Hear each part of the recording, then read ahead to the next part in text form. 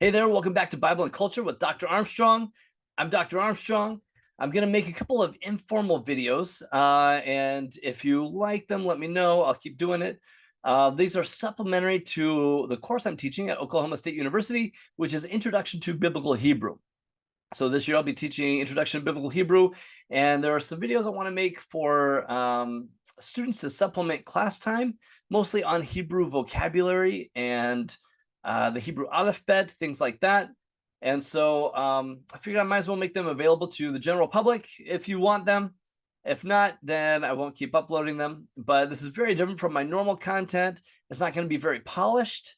So just bear with me, and I'll just kind of talk off the cuff a little bit about Hebrew language.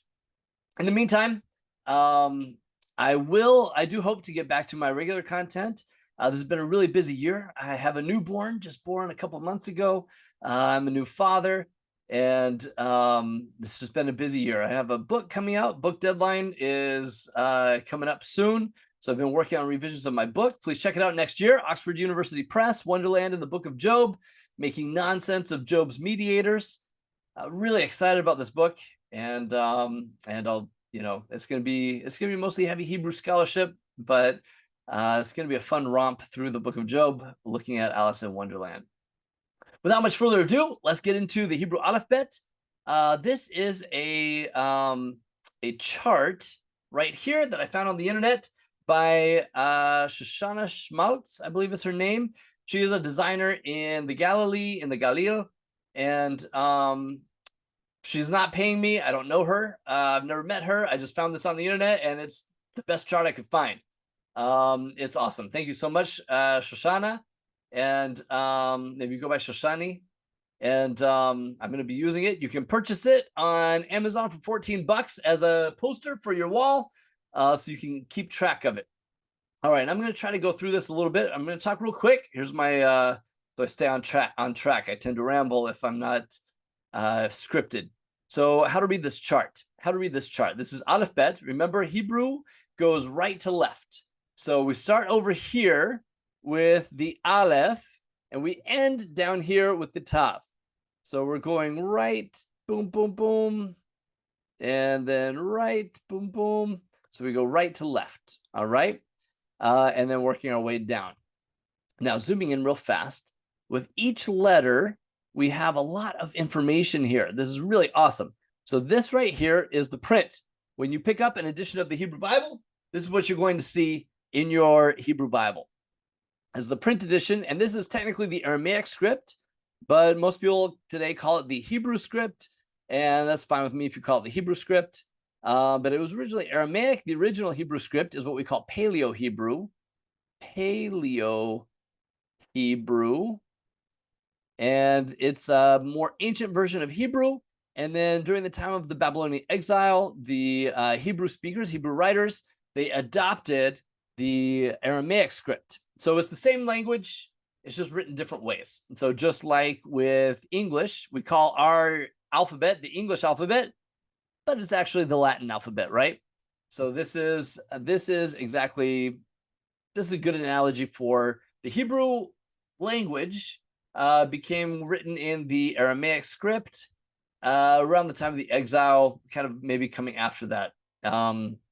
So anyway, Paleo Hebrew. So this right here is not Paleo Hebrew. This is the Aramaic aleph-bet, and it is that's going to be the script, and this is what you see in printed copies of the Bible. This right here, down on the bottom left, this is going to be the cursive. So in the main, if you're looking at the big thing here, we have the print right here. Down here, we have the cursive. So very helpful. Down here is the cursive. And then up here is how to say it in English. So this is English right here. So this is the name in English, which is aleph. This letter is aleph. And the sound it makes is, it's silent. That's the sound that aleph makes. And then down here is how to pronounce it in Hebrew. So this spells out aleph. Aleph. So this is the Hebrew pronunciation. Hebrew pronunciation down here. Meanwhile, over here on the bottom left, we have the gematria, the number. So during the golden age of Spain, Westerners took on Arabic numerals, and we said, we're going to separate out letters from numbers. Nobody really thought of this. Very few cultures had thought of this, except for the Arabs, who people writing in Arabic had started separating out numbers and letters. So it's much easier, right? We do this nowadays. It's like no brainer. We separate numbers from letters because they serve different functions. But most cultures in history, at least up until that time, they had one system for writing letters and numbers. So Greek and Hebrew, both, each letter also has a numeric value. So aleph is number 1, the first letter, and it goes in order all the way through until you get to the yod, which is 10. Sorry, down here. Yod, which is 10. So we have that yod right here, the number 10. And then we start going by multiples of 10 until we get to the kof, which is 100, of course. And then from there, we go by multiples of 100. All right. So this is all the information that you have on this chart. Very quick, easy to read. English at the top, English, print, cursive, number, Hebrew pronunciation. This is awesome, right? Next, so how to read this chart. Next is dialects of Hebrew and pronunciation. So I use the modern Hebrew pronunciation. I lived in Jerusalem for a couple of years, and I speak modern Hebrew, and I use the modern Hebrew pronunciation, and most people around the world use the modern Hebrew pronunciation. That said, historically, there was a different way of pronouncing a lot of these words. The biggest difference is probably going to be in this letter right here, the Vav. Vav, modern Hebrew was, they decided to, when they were creating modern Hebrew, which is another fun story, maybe I'll make a video of that sometime. When they were creating modern Hebrew, they were like, what dialect should we use? Let's use the Arabic pronunciations, because Arabic retains a lot more sounds than a lot of other pronunciations of Hebrew. And so they were trying to speak like the Hebrew speakers, for like the Jews from Arab countries, which have the ayin and the samach and all these different, the sod and all these different sounds. But a lot of these Ashkenazis were coming in to pronounce it. And so modern Hebrew sounds like Germans trying to pronounce Arabic. So instead of wow, like historically, when the Bible was written, they probably said wow. Today we say vav. And so even in this chart, it has the modern Hebrew pronunciation, which is vav. I say vav, but I usually write wow. So I say vav, I pronounce this as vav. I write this as a va, German va. All right. You'll see other little things like that are maybe different from how we pronounce it and how it's written when we write about the Hebrew language. Secondly, I do want to point out that there are multiple dialects of even ancient Hebrew. Even within the Bible, we have multiple dialects of Hebrew. There's a northern dialect, there's a southern dialect. Some texts are written in northern dialect, some texts are written in southern dialect. And we even see different pronunciations, like in Judges, say shibboleth. Shibboleth. People can't pronounce the same letters if they come from different regions. So even within the Bible, we have different pronunciations. So I don't want to act like there is one right way to pronounce any of these. And you know that I'm coming in with the modern Hebrew pronunciation. Consonants and vowels. So historically, when the Bible was first written, it was written more or less without any vowels. There were a couple of, sometimes, especially later manuscripts, there were more and more placeholders for vowels. And mostly there are 3 letters, the hey, the yod, and the vav, that are kind of the rule of A, E, I, O, U, and sometimes Y. These are consonants and sometimes vowels, used as vowels. And so these 3 letters are like the first vowels that were used in Hebrew, where they kind of took on a placeholder for the vowel. So these 3 letters were used as vowels first early on. Sorry, I'm getting a phone call over here. Again, sorry, unpolished video. And I'm trying to be brief, trying not to drag it out too long. It's not scripted. So this is early on. We had mostly the consonantal text. In the Middle Ages, the group called the Masoretes, they were copying these letters down, and there was a rich tradition that had already developed of how to pronounce biblical Hebrew. Now, when I say that Hebrew was written without consonants, they pronounced consonants. It's not a click language. It's not like they pronounced they pronounced the vowels. They just didn't write the vowels. So they would write something down. So like if I did aleph and bet, aleph makes a silent sound, and bet makes a v sound or a b sound. And when I put them together, this is av, which means father, av. So the Masoretes, they wanted to write down every sound that they heard. So as they were writing this down, they would put av on there for father. Now, the Masoretes wanted to write down every sound that they heard, but they didn't want to change the text of the Bible. So the consonants were written down in the Bible, and the Masoretes wanted to retain their sounds, so they created a system of adding in dashes and dots above and below the text of the Bible. These are called nikudot or nikud, which means dots. This is included down here on this chart, and this is at the very bottom right here, okay? So these were added in the Middle Ages, and this is one tradition of how to read the consonants of the Hebrew Bible. Now, when I say how to read it, or when I say that, this is written only in consonants, you're probably thinking, well, how do you read this stuff if there's no vowels written down? And to answer that, I can put down stuff like this. Stuff like this, or stuff like this. How do you pronounce this word right here? Did you say contract, or did you say contract? Now we write it exactly the same way. One is a verb and one is a noun. When we say a verb, we put the emphasis on the last syllable, right? And then this vowel sounds totally different. It's not an aw sound anymore. It becomes more of a schwa, right? Contract. If we say contract, then this is a long aw sound. Contract. And it's a noun, right? So a noun or a verb, we write it the same way, but we pronounce totally different vowels. So the Masoretes, they preserved these little sounds, and they would write these vowels differently depending on what they heard. Now, for these homographs, usually we don't have a problem distinguishing when we're supposed to say contract and when we're supposed to say contract, right? Normally, context just tells us what it is, and that's how it is for the Hebrew Bible. However, sometimes there's a clever poet that can make you ask, which one is this? Is this contract or is this contract? And so if you're trying to preserve a tradition, you have to pick one. Or if you're trying to translate into English, you have to pick one. You can't say contract or contract. Now, this one right here, we've talked about this on this channel, moped or a moped. Which one could it be?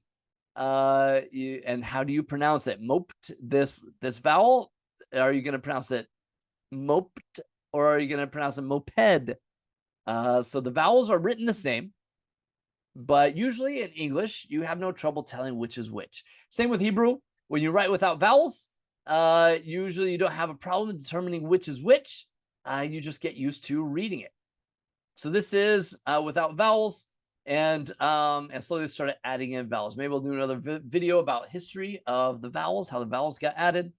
Let's talk a little bit about the script. So this right here is actually the Aramaic script. The one that is represented on this chart is actually Aramaic, but most people will call this the Hebrew script, the Hebrew aleph-bet. It says Hebrew aleph-bet at the top of the chart, and technically that is correct because we've been using it for the Hebrew language for 2,000 years. During the time of the exile, Hebrew, before the time of the exile, Hebrew was mostly written in another script called the Paleo-Hebrew script. This Paleo-Hebrew script is the same letters, just written differently. And then during the time of the exile, Aramaic was the lingua franca of the world. And in Hebrew, they just started writing them in Hebrew letters. So Turkish has done this recently, where it switched over from Arabic characters to Latin characters. And in English, we call our alphabet the English alphabet, but it's actually the Latin alphabet, isn't it? So very similar. The Hebrew alphabet is actually the Aramaic alphabet. And also in modern Hebrew, we write in cursive, which actually there are a lot of dialects. scripts, a lot of orthographies from history that are written in a way that is similar to some of these cursive letters as well. So this is, I don't want to act like it's totally modern. Some of it has historical foundation for some of these cursive letters as well. Now I'm going to talk about Begedkephet real fast. So we have the stand-in letters. These three are the stand-in letters for vowels sometimes. And these are before the Masoretes. This is the time of the Bible was written. Some of the books were written probably with these vowels, these vowel markers put in there. They're called metroslecciones. Now, I want to talk about Begedkephet. So with this one, you notice there's a dot in there. This one, so this is the bet. This is a gimel right here. Dalet right here. We have the kaf. These two are both kaf. I'm just gonna do this one with the dagesh already in there. Begedkephet. We have this one right here, the pei and the tav. So these 6 letters, they make 2 different sounds. The same letter, just 2 different ways of pronouncing it. Now, Hebrew, I want to say this really fast. Hebrew is very consistent. English is not so consistent. You know, the classic example where I could write this and it spells fish. The GH in enough makes a f sound. The in women, the O in women makes a I sound. The TI in nation makes a sh sound. So this could spell fish in English, right? It's not so consistent. Like French, you don't know, wow, how do I pronounce this stuff? I got to learn the word before I can pronounce it. Hebrew, for the most part, thank you in part to the Masoretes, you can sound it out very consistently without having to know the word in advance. There are some letters that make 2 different sounds, and the Masoretes were kind enough to put a little dot in there when you make one sound and leave the dot out when you make another sound. So we call this Begedkephet because it is bet, b, gimel, g, dalet, da, beged, ke, kaf, kefet, ke, pe, kefet, and tav. So you have Begedkephet or Begedkephet. So these letters, when there is a dot, it's a stop. You make a stop, you make a plosive. When there is no dot, you make a spirit. Now, what does that mean? So if I write the word bit, the letter bit, sorry, there we go, bit. I'm going to put a dot in there. It's a b. That means it's a bilabial. It's a plosive. Plosive. You can only make the sound one time. B.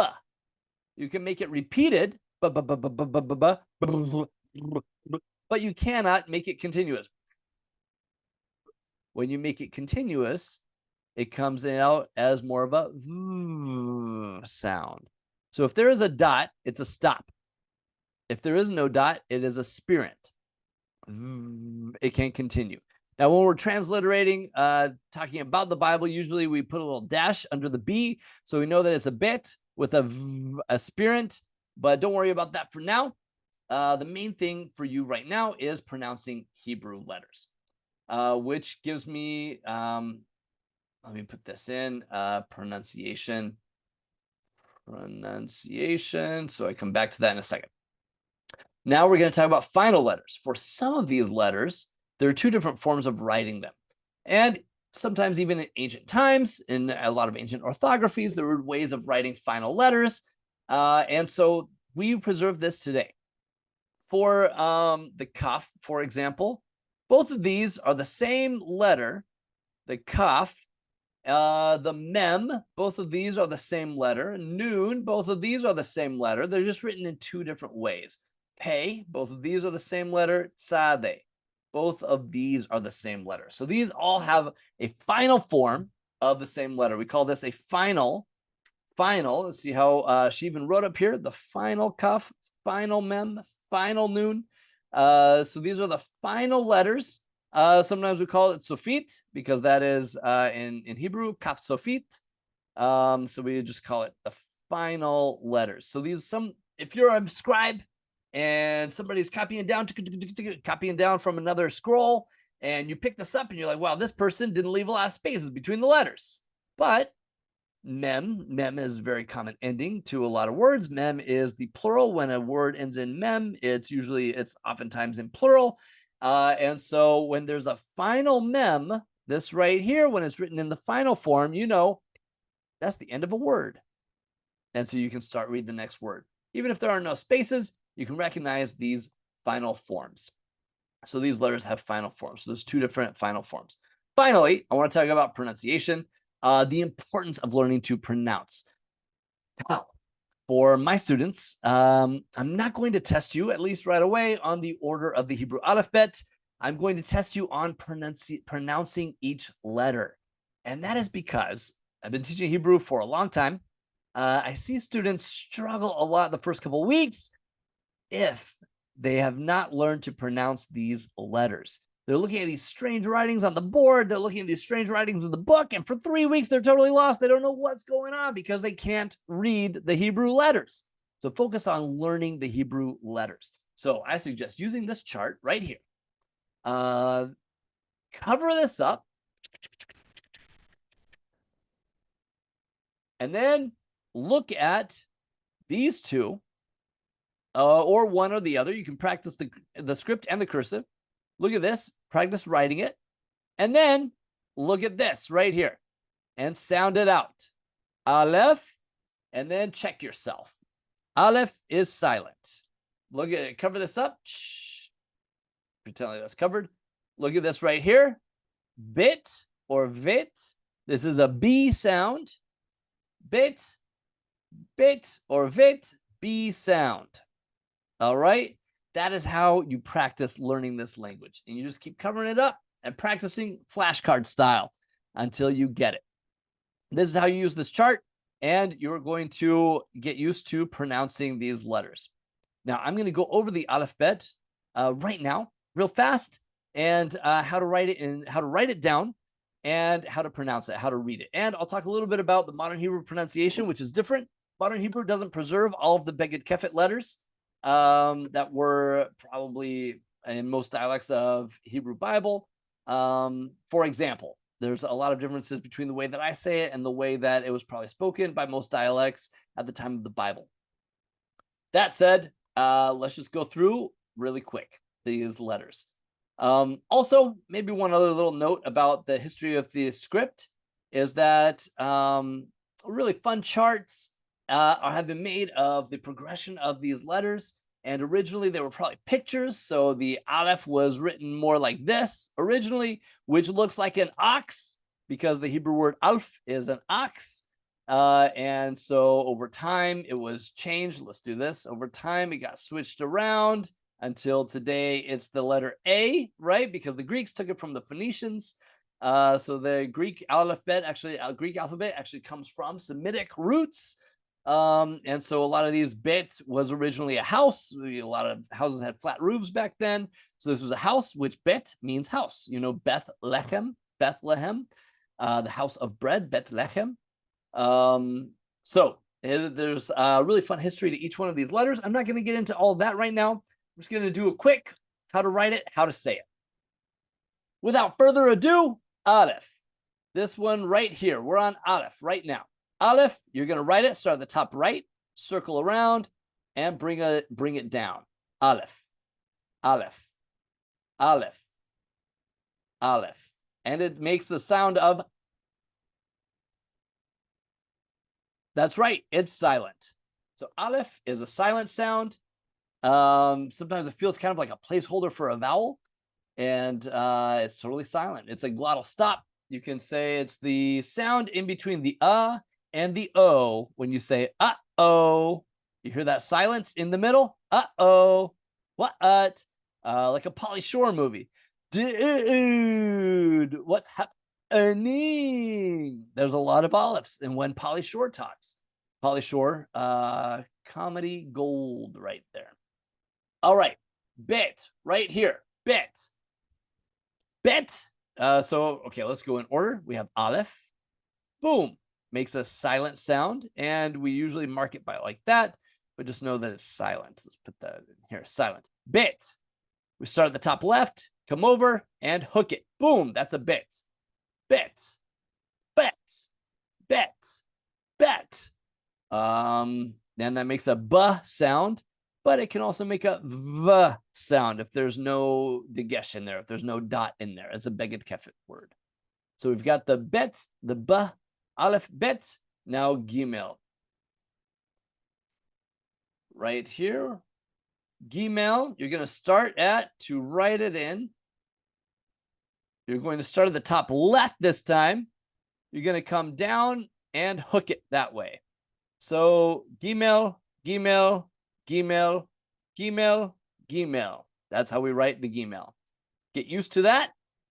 Gimel, gimel, and that makes a g sound. Now, historically, this was a Begedkephet, and there was also a j sound, gimel, which is preserved in Arabic, but not so much in modern Hebrew. So if it's written without a dot, historically, they would have said gimel, j sound. Sometimes modern Hebrew uses a gimel for a j sound, especially with foreign words. Anyway, all right, dalet.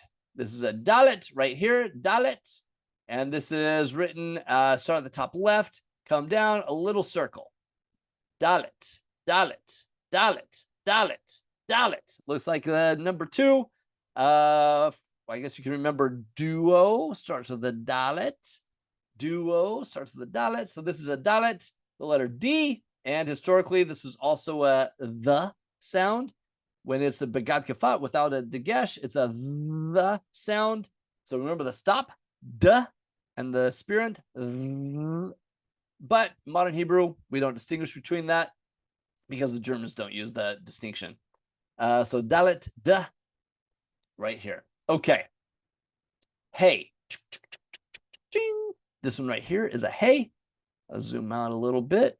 Now, when you're writing it, you're going to start at the top left, and you're going to come down like that, and then make a little rainbow. Hey, hey, hey, hey, hey, hey. These are rainbows, yo. Rainbows. Hey, hey. And this makes a sound, just like in English, just like the English letter ha, the English letter hey, the English letter, what do we say in English? H. Just the same. Now we come to the vav, which if you see me write it in class, I'm going to write it with W's because historically it was a wow. And to write it, you're just going to start at the top and bring it down like the number 1. 1, 1, 1, vav, vav, vav, vav, vav, vav, vav. Wow, wow, wow, wow, wow, wow. That's pretty easy, right? Yes, it's very easy. Okay, good. I'm glad that's easy for you too. So we got all these vavs now.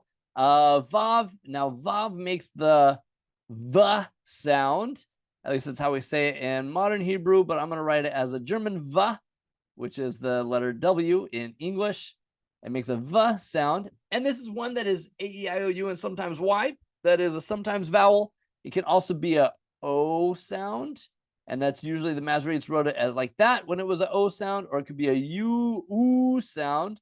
Masoretes wrote it like that when it was a oo sound. All right, so we'll do v, o, and oo. O, oo, oo, o, v. And when you think about it, to say the letter W, you have to start with either a oo or a o, right? Wow, wow, wow, because of the slide there between the vowels. All right, right here, we have zayin. Zayin, let's pull it out a little bit so you can see. Zayin, to write it, you're going to start at the top right. It looks like a gimel. Start at the top right and come down. I make my Zayins a little more straight. Most people don't. Most people curve it around a lot more. Both are fine. Zayin, zayin, zayin, zayin, zayin. Maybe I tend to make it pretty straight, don't I? Zayin, zayin. All right, so these are Zayins.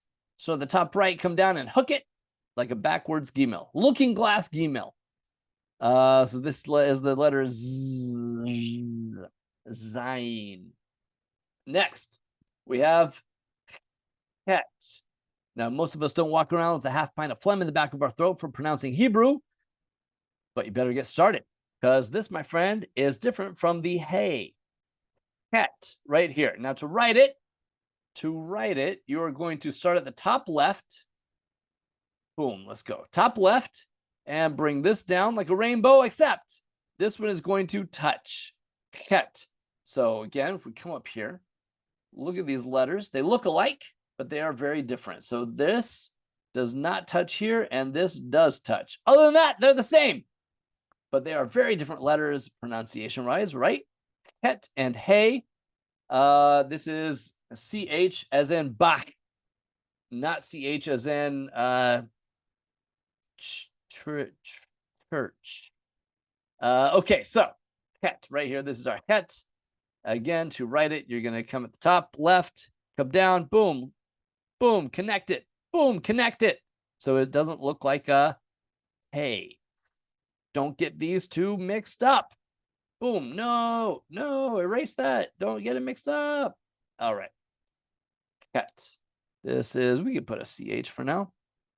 Scholars are going to mark this as a H with a dot underneath to mark it as a het.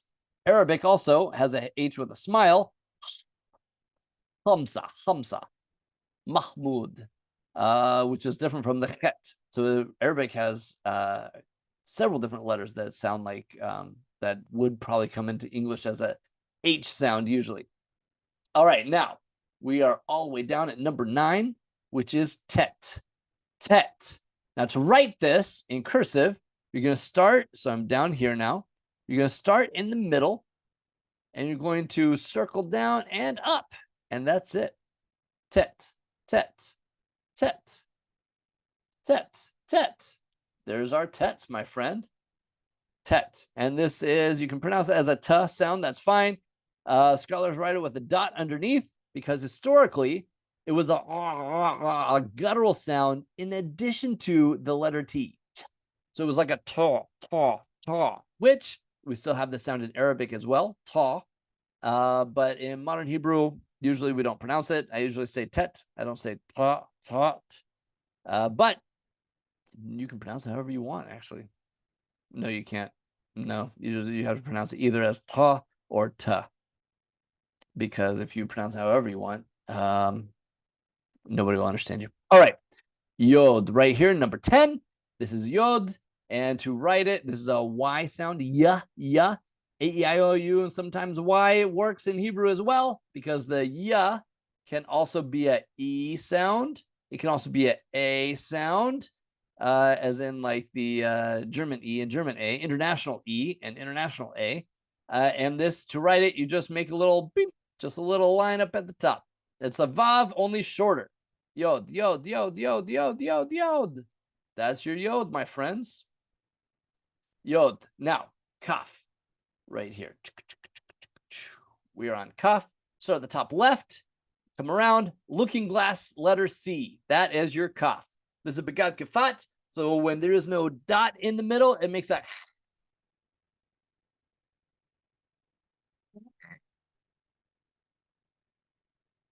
It makes a spirit. When there is a dot, k. It's just the letter K. That's easy to remember. Kaf. And then with the dagesh in the middle, it is a kaf. Without the dagesh, it's a kaf. Kaf. All right. Kaf. Now, kaf is also written in a final version. Down here again, down here again. So to write a final kaf, you're going to start at the top left, bring it down, and then hook it. Boom. Kaf. Kaf. Kaf. Kaf. Kaf. Kaf. And this is how you write the final kaf. Same letter, just written different ways. When it's at the end of a word, you'll see the one on the right.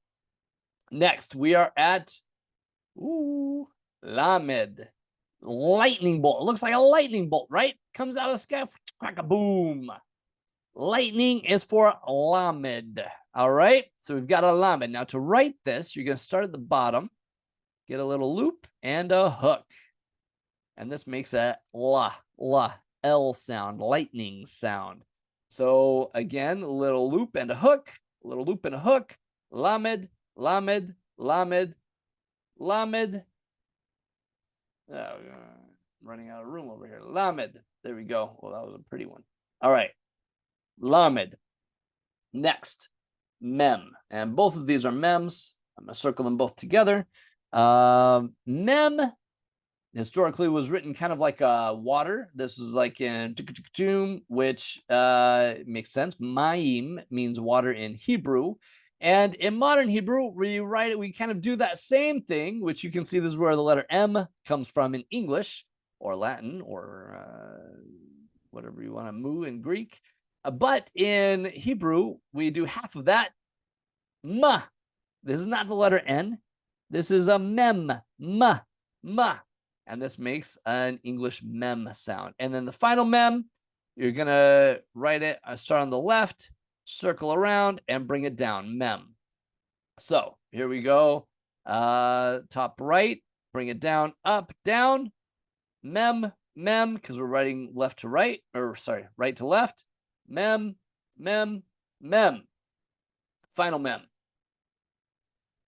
Final mem, around, down, mem, mem, mem. And there we go, friends. This is our mem. Let's move on to the noon. Moving on to noon. Here we go. Let's circle these up. Okay, make a pretty good time. Noon. Noon, you're going to start at the top, bring it down, and hook it like a little letter J. That's noon, noon, noon, noon, noon, noon, noon, noon. That's the letter noon. And the final noon is just like a vav. It's like a yod. Keep going. Vav, keep going. And that's a noon, final noon. Longer version of a noon. So if you have milin, if I were to write the word milin, this is Aramaic for words. I'm going to write mi. So this is the mem, right? Mem. The yod is the sometimes e. The yod, this is usually a ya, but sometimes e. Then we have the lamed, start at the bottom and hook it up. Mil. And then we've got another yod, milin, and a noon, milin. Or if I wanted to say milon, milon. Here we go, milon. A milon is a dictionary. So if I say milon, you have the yod, vav, and noon all back to back right there, and you can see the different lengths. Yod, keep going, it's a vav, keep going, it's a noon, a final noon. So there's your milin. There's your noon, and this makes an N sound in English. All right, sorry I'm going really fast. I'm doing this on video, so I don't use class time for this. So you can rewatch this a lot. This is part of the purpose of making this into videos. You can rewatch parts that you're having trouble with, or we're going to practice pronouncing in videos to come, future videos. Samech, right here, boom, samech. That's worked out. There we go. Samech. This makes that S sound, letter S. And to write it, it's very simple to write. You're going to start at the top left and circle around. Actually, sorry, top right and circle around. Samech. Now, in print, it has a little smile, and then an S. Don't worry about that. We're just going to do modern Hebrew style. Sorry, let's go this way. Modern Hebrew style. Boom. Samech. Sa, sa, sa, s, s, s. This is our samech. It's not a 0. It's not a O. This is a samech. Right here. Samech. All right. Doing good. Ayin. This is ayin. Historically, this is pronounced as a guttural with ah in the back of your throat, and it's still pronounced that way in Jerusalem, as everybody makes jokes about that. Ayin, ayin. And to write it, it's a ah sound. Aza, aza was written like this. The Greeks were like, we don't have a letter that sounds like that in our language. Let's just write Gaza. And this is why today we call the place Gaza. But historically, it was aza, and still today, aza. In Hebrew or Arabic, you say aza, aza. All right, to write it, you start at the top right, come down, loop it, back up. Ayin, ayin, ayin, ayin, ayin, ayin, ayin. These are all ayins, my friend. Now the ayin, historically it looked like an I. Maybe that'll help you remember it. I guess this looks like an I, kind of sideways. I guess we kind of think of it as a fish symbol, maybe. but this is an ayin, and this is, it's not really translated in the we don't really have a sound like that in English. So we write it as a little apostrophe facing this way with your left hand. So aleph, if you get mixed up aleph and ayin, it's okay for now. It's okay if you make them sound the same. Most Israelis make them sound the same. Ayin and aleph. I tend to try to pronounce the ayin at least a little bit, but I lived in Jerusalem. All right. So we've got ayin. Now, these two are both pay. Pay.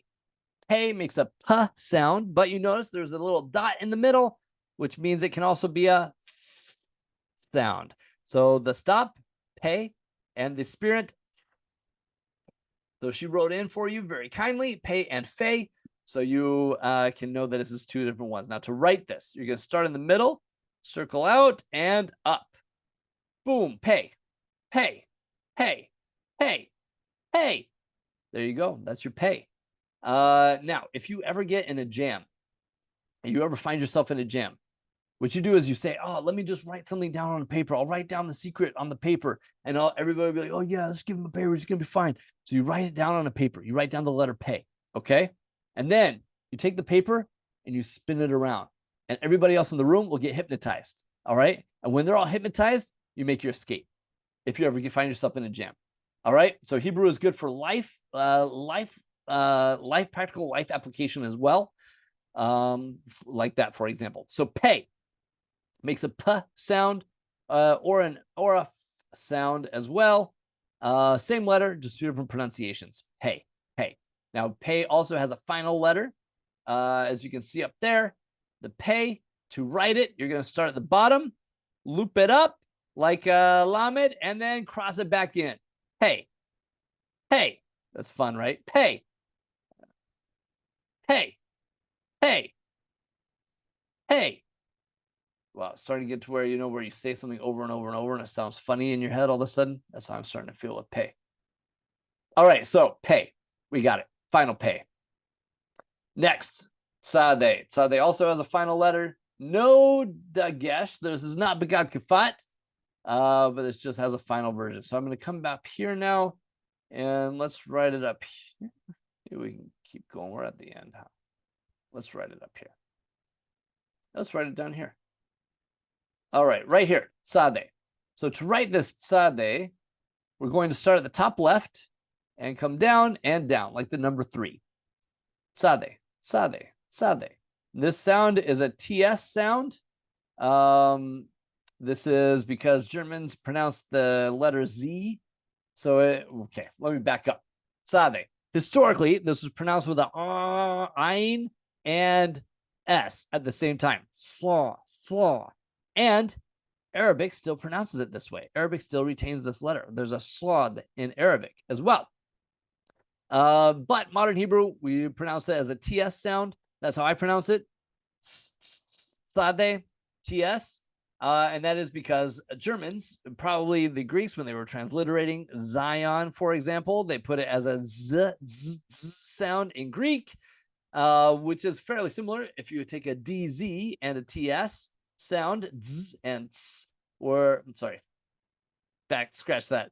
Take a z sound, you probably have a guttural and a ayin and a s sound together. But then when it comes to German, Germans say Zion. They pronounce their tzeds as a ts sound. The z becomes a ts sound. And this is how we say tzadeh. So now we say tzadeh.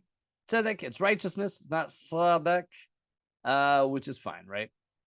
So tzedek, tzadeh, tzadeh, tzadeh, tzadeh, tzadeh, like the number 3.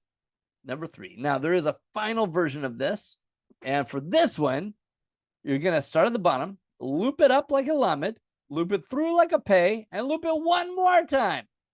That's the tzadeh.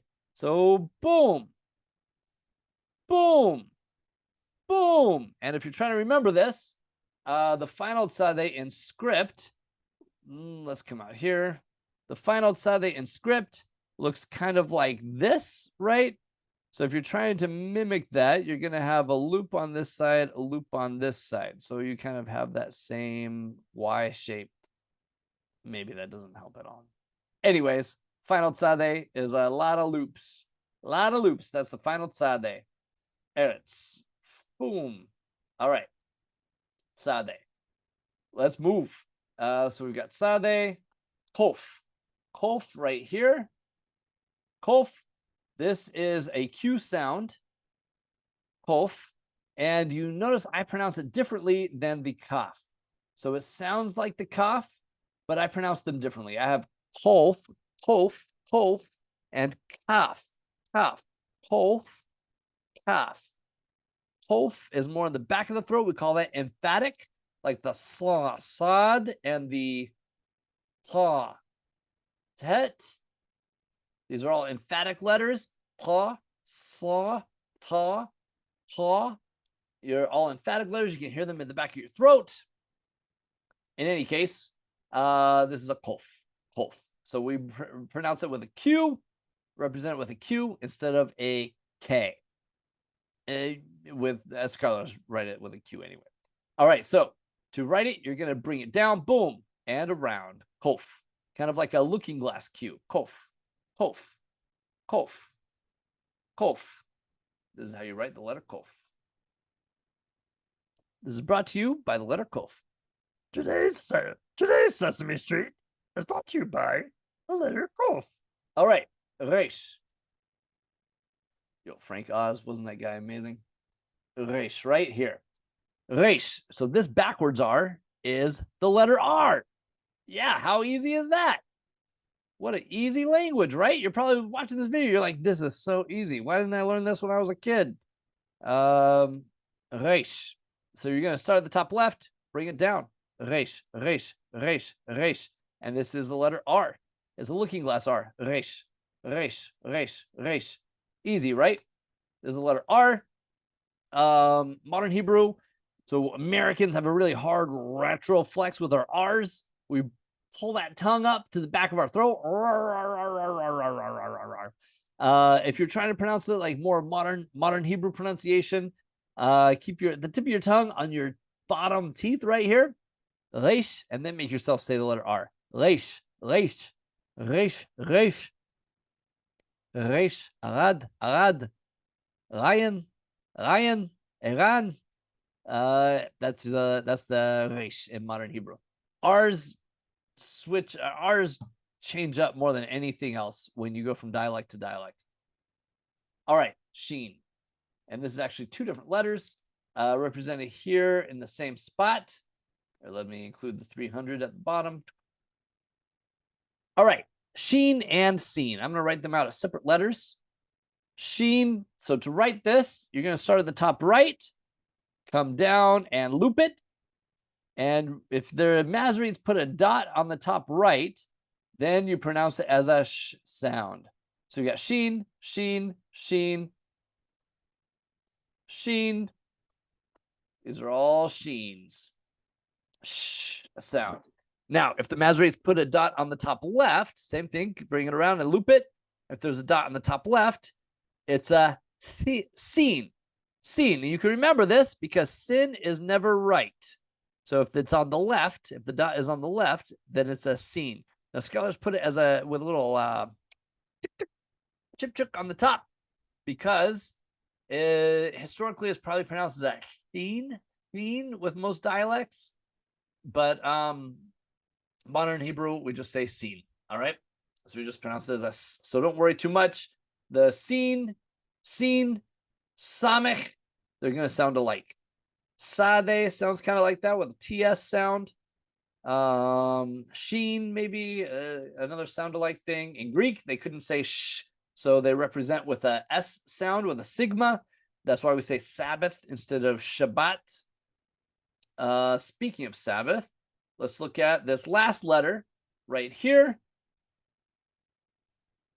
Here, let me get the whole thing in there, which is a tav.